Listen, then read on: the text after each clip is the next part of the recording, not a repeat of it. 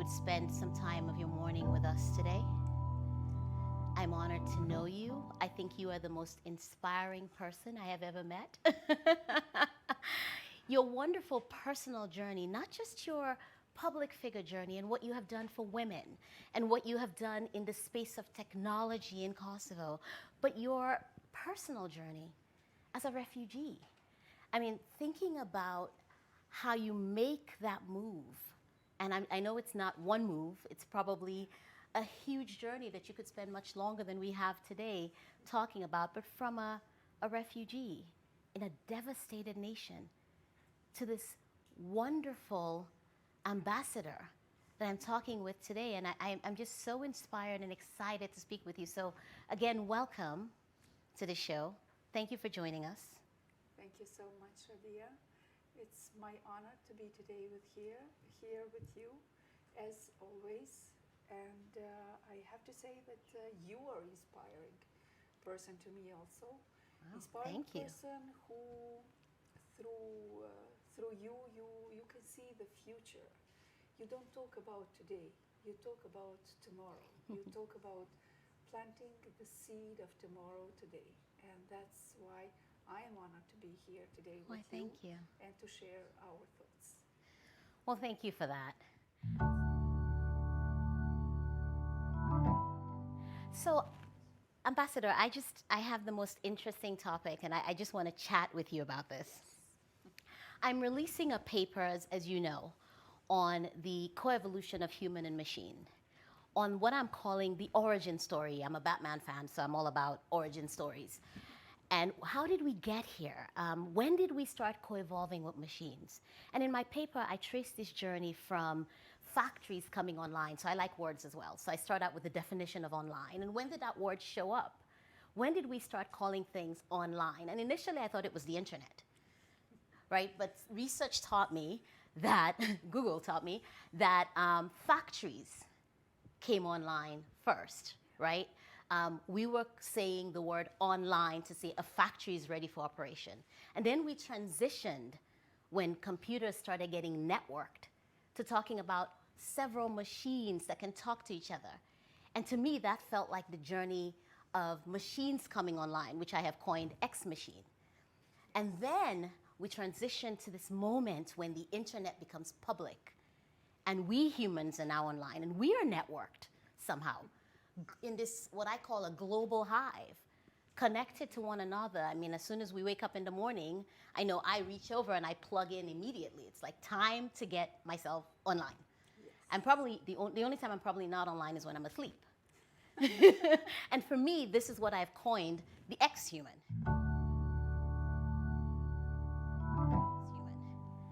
So let's talk about your journey in Kosovo. Thank you. Thank you, and thank you for informing what online really means, because nobody is today thinking what that means. But thank you. That was interesting to know that when the lines of the factory came on, that was the first forging of the first name online. So yeah, Yes. yeah. But the online of factories that time and today's online are really totally different things. Mm-hmm. So I think that humans started to use machines probably when they invented a wheel and started to use something beyond their That's absolutely right. their forces, their capabilities. From that time, things went very slowly until it became exponential. Absolutely. So the speed of difference, the speed of development today is really exponential. Mm-hmm. So where is Kosovo in all this? I was a student of electronics a long time ago in the last century. In the last century? Yeah. And it was very exciting to go to university and to play with IBM 1160 if I'm not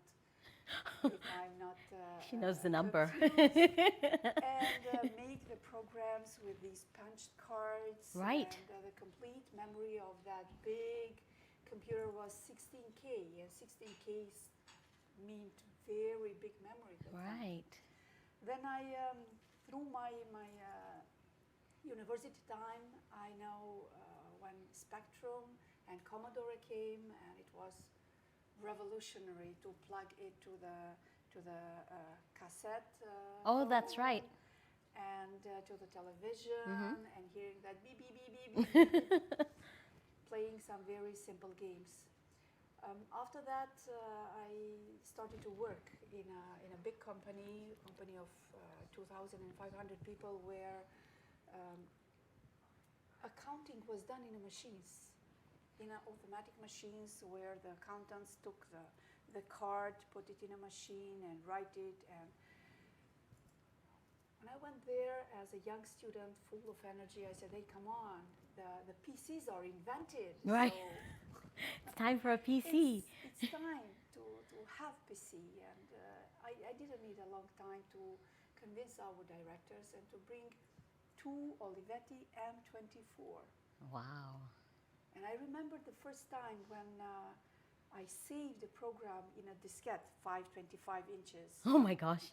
like this. It was such emotion. Yes. So what am I doing? What's happening? And I have to remind that was not Windows, was not known at the time. It was DOS with line, Yeah. directors and others, but it was really exciting.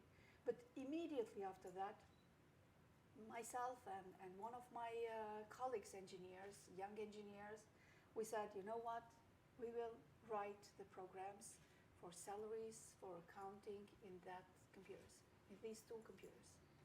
And we were staying from morning up to very late evening writing in GV Basic. Oh, wow. Where you had to program every move. When you touch the arrow down to completely work on how the screen will be and others.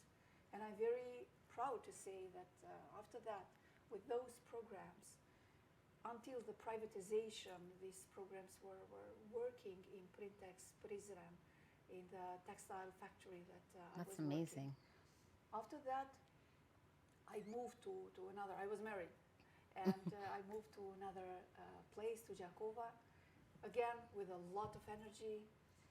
So we built the first computer center with a double place with special places for line printers and with dummy terminals and modem, Rakal Milgo modem from Israel we bought, connected to other town. That was really something. Yes. Something that we did. Yeah, it was new technology it as well.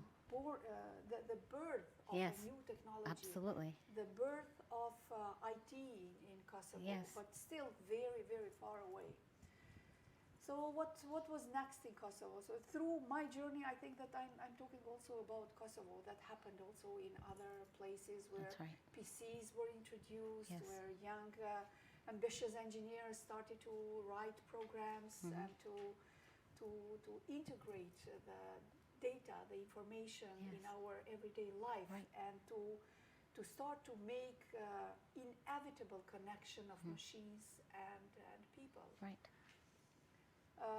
After that, what? Internet, first internet with telephone. That There moment. were no internet providers in Kosovo, so for internet we needed to be connected through Belgrade with a Was it some kind of dial-up to Belgrade? Dial-up, yes, through dial-up. And to see, I started to give courses about internet. That's right. First with the workers of our factory in Jakova, and then continued.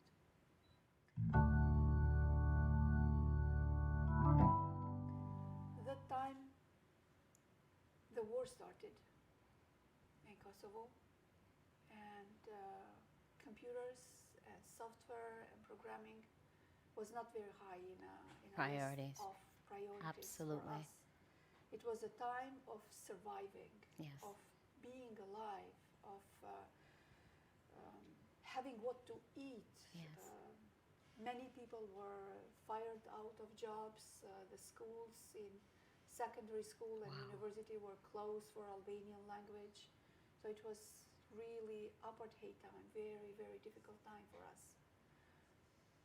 After the war, the country ended up with 14,000 killed, around 20,000 sexually abused, My God. 800,000 thrown out of house and through mountains sent away. And specifically, also what that. subset of people did that impact the most? It was the war against Albanians population in Kosovo. There are 90% of population, and How many people is that? Kosovo has 1,800,000 people, and 800,000, That's a lot. including myself, we were just expelled out and thrown. My way was through the river and mountains to Albania with 4 little children from 4 years to 10 years. Wow. That time it seemed the most difficult thing to leave everything behind, and from a person to become a number, Right. to become someone who only thinks about, do I have something to eat today, and whether I will be killed during the way, or whether I will see something terrible to my family. Thanks to US, thanks to progressive world, Kosovo was liberated. Thanks to our people and our army who resistance, we were liberated in 1999. Wow. And we started to live free. 90% of refugees immediately, for 1 week, they returned home. We didn't wait anybody to take us or to organize something, but we just jumped to the first car we found and returned home. Returned home and found almost everything burned, devastated. But there was a hope. There was a hope. In eyes of a people, there was really a hope. Why do you think that was? Why was there hope? That was a hope that we are finally free, that we can breathe, we can survive, we can develop. And that hope and that energy is still very vivid in Kosovo.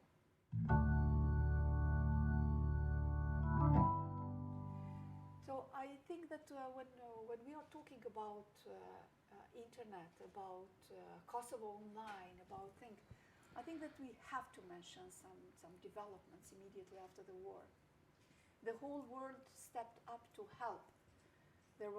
Houses were burned and devastated, and help started to come. Right. The first help was the tents to cover these unexisting roofs. Right. And the food. But I think the most important and most valuable help was to bring very big internet dish. IRC, Iretze, brought that very big internet dish, and I had a possibility to listen, to speak to people who decided that. There was a decision whether to bring more tents or to bring internet. So tell us a little about that decision. That brought the internet. Another decision was, I don't know who made that decision, is to start it with courses for internet and for using of computer. There were hundreds of courses all over Kosovo. I know myself in Jakova, I had up to 5 courses per day, working from little children up to pensioners, to ex-workers. And I remember when I was teaching them how to use computer, how to use mouse, there were people who were taking the mouse like a remote control, saying, this is not working, no, this has something wrong with this. So for 20 years, from a country who was totally burned, from a country where people thought about mouse that it's remote control, and having very little knowledge about internet, about using Word and Excel and Access, became the country with the biggest number of engineers in the world. Per capita, Kosovo has the biggest number of engineers who are certified in Cisco, in Juniper, in networking. And that's amazing. I think that butterfly effect that started I was just going to ask, yes. one big internet dish, on choice, broadband, connecting with smaller internet cafes all over. I have to remind that after the war, Kosovo didn't have telephone network. The telephone towers were all down, and we didn't have any way to communicate with each other. So these internet small dishes everywhere and the big dish in Pristina, in fact, speeded up until the towers were online and started to work. So yeah, I think that smart decisions made in a right time, Right. as maybe that time it seems like a butterfly effect, like what effect will give this? In fact, gave such a strong effect. That's amazing. Today in Kosovo, there are a lot of companies who are from soil of Kosovo working for software development in US. There are internet, these call centers that are completely covering German-speaking countries and a lot from English-speaking countries. It's blockchain in health. It's e-commerce. It's gaming industry is really establishing very, very strongly in Kosovo. So I would like to use opportunity also to tell that in Kosovo, half of population is under 30. That's a young population. It's a very young Yes. population. It's a population who speak 3, 4, 5, 6 languages. That's is impressive. Not something. I speak only 6. Only And- 6. And there are a lot who speak 6 or 4 languages. English is widely spoken everywhere. That's German is very amazing. widely spoken. Internet is the internet penetration is the best, not in region. It's in complete European Union. It's Wow. 88, almost 90% of all territories and families are connected to internet. That is amazing. Yes. And for a So- country that was so devastated, you didn't even have phone lines. You didn't even have the No. ability to No. connect at all, No. to be more online in essence, more online right. than a lot of countries That's right. is an amazing story. And in 20 years, you say, In right? 20 years, 99 was June 99 when we were liberated and found ourselves in a middle of devastated country. And today from a former refugee, I am ambassador representing my country Congratulations. in That's this- wonderful. in this amazing, friendly country here, and working to promote my country, to tell how people are really interested, how people are friendly and eager to learn and to be a part of the world. That energy and that thankfulness for having the chance. In fact, now recently seen at our sportists, it's only 3 years that Kosovo became member of Olympics. That's right. Or of FIFA or UEFA or other. And from the very first time our judokas participated in Rio in 2016, Maylina Kelmandi brought gold home. She started to build the history. And from that day, our judokas are I have to say, Kosovo is the first country in judo in the world. Wow. Sorry, Japan. I'm sorry, but today Kosovo That's is impressive. the best country. In football, for 15 games, we were unbeaten.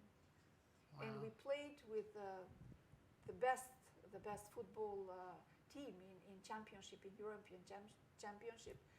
So it was after 15 games, the first defeat with the best in the world. Wow. Was 5-3. Girls, it's interesting that girls are flourishing. They took that chance with a very big seriosity. Uta Ibrahimi, Arineta Shala, and others are climbing the highest summits of the world. My gosh. They are everywhere, in karate, in ping pong, in judo, in football, in swimming. It's really that concentration of energy, of thankfulness. Wow. And I used to say that they are not playing only for themselves. That's They are right. playing for all the generation That's right. that didn't have a chance to do that. Absolutely. And IT and becoming online, in fact, helped us. That's amazing. It's really like a joke that even every grandmother have their Facebook page and their Instagram page, and in Kosovo's case, being online in fact helped to pass our message, to pass our story beyond. Earlier, in a way of communication where if you wanted to pass a message, you have to rented a page in Right. New York Times for 150,000 or I don't know, Right. something like that. Or for politicians and officials to have the conference for media where they declare their stance, etc. Today, that's not happening anymore. The vice versa communication, the two-line communication through Facebook, through Twitter, through LinkedIn, through YouTube and other, in fact, made the world, as you say, as a beehive. Yes. As a beehive where Yes. you don't need special communication or special ability or special big budget That's to right. pass the message. That's right. And I think, are we prepared for this? I don't know. Are we preparing for this time? I think we are. And we were talking about that, this breaking of the fourth wall. It's one of the reasons Yes. why we wanted to do this as a streaming channel, because we wanted to completely do away with that fourth wall and be able to engage with people directly on this topic and other topics, particularly around the Sustainable Development Goals. Yes. But I cannot leave the topic without touching on consequences, right? For every choice, there's a consequence. And this is the second day of our 17 at 17 days of SDGs. So today is SDG 2 for us, which is zero hunger. Yes. And as I think about the really critical choice that was made to get connectivity, I wonder there were choices that were made not to focus perhaps on food and shelter, for example. Were there consequences at that time that maybe were short-term consequences for long-term gain? That's right. That's right. If we talk about hunger, we can talk in two paths. The immediate hunger that you need to save people from death from the hunger. That's right. But in fact, we cannot underestimate the other component, and that component is to eradicate the hunger in longer term. Exactly.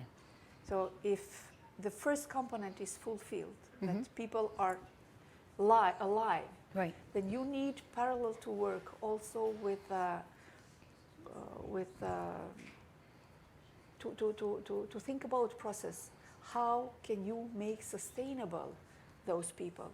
How to eradicate the hunger, and not to make the hunger always as a first priority to keep them alive, but to make them sustainable to work. So I think this internet dish in Kosovo was in fact the second component, together with the first component to keep people alive. It helped people not to think about that emergency fight against hunger in a long term. Madam Ambassador, thank you for joining us today. Thank you. We look forward to welcoming you again soon.